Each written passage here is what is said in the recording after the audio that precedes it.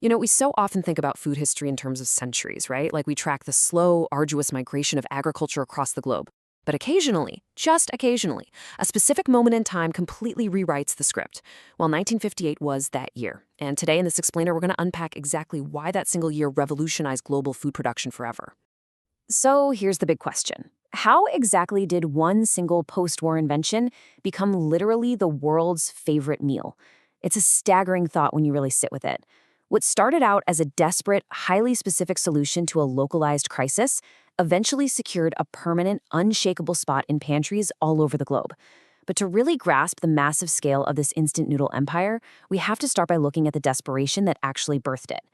That brings us to Section 1, post-World War II food shortages and a desperate need for sustenance. Think about what food was like before 1958. The whole supply paradigm was pretty rigid. It was highly perishable, slow to prepare, and entirely localized. But almost overnight, a brand new paradigm emerged. Suddenly, we saw the dawn of food that was shelf-stable for months, incredibly fast to whip up, and specifically engineered to be mass manufactured. I mean, this wasn't just a slight tweak to the system, it was a total foundational transformation of human sustenance, a real game changer. To put this into perspective, we have to look at post-World War II Japan. They were facing a crippling reality, severe, widespread food shortages. The country was economically devastated, and traditional Asian food supply chains, well, they simply couldn't scale up fast enough to meet the sheer, overwhelming hunger of the population. People didn't need a gourmet revolution at this point, they just needed cheap, accessible calories. It was an environment of absolute extreme necessity. So let's get into Section 2, 1958, the noodle breakthrough, a truly historic innovation. Enter Momofuku Ando. The man was an absolute visionary. He looked at these long, heartbreaking lines of starving people and decided right then and there to engineer a solution from a backyard shed. After months of tireless, error-filled experimentation, trial and error over and over in 1958, he finally perfected chicken ramen.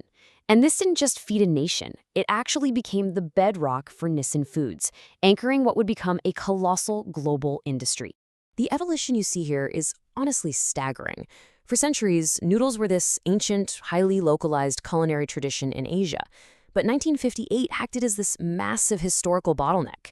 Ando's chicken ramen suddenly turned those traditional, fresh noodles into a modern, shelf-stable marvel.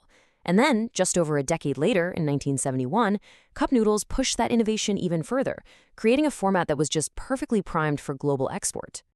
Moving on to Section 3, the evolution of noodle technology. Let's look at how it's actually made. Okay, so how did he actually do it?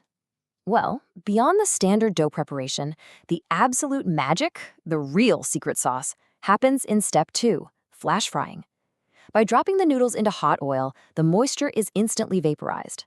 This leaves behind a porous, remarkably shelf-stable matrix that just springs back to life the second hot water hits it.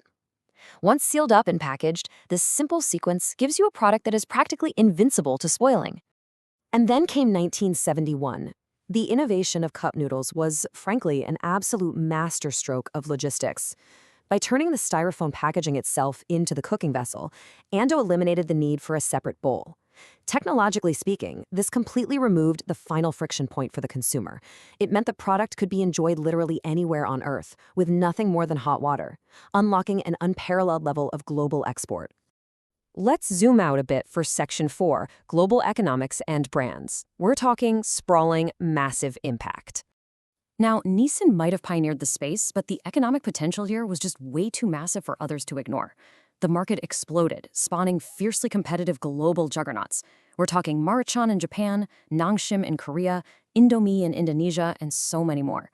What started as one guy's singular vision in a shed in 1958 effectively birthed a brand new category of multinational food corporations.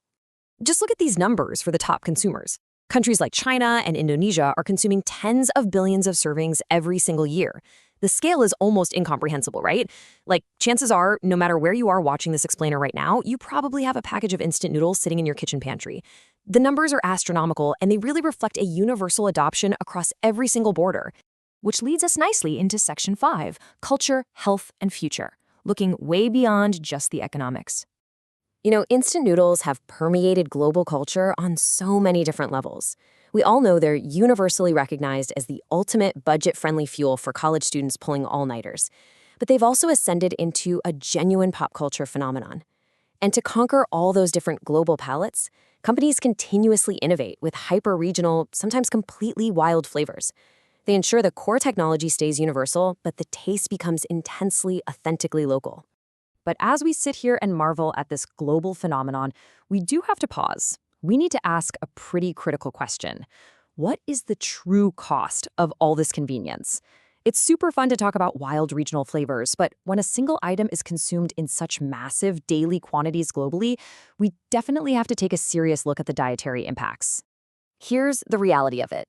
The exact same technology that makes them so incredibly successful, that flash frying and heavy preservation we talked about, well, it relies heavily on high sodium and fat. So naturally, there are some very complex ongoing debates about their place in a daily diet.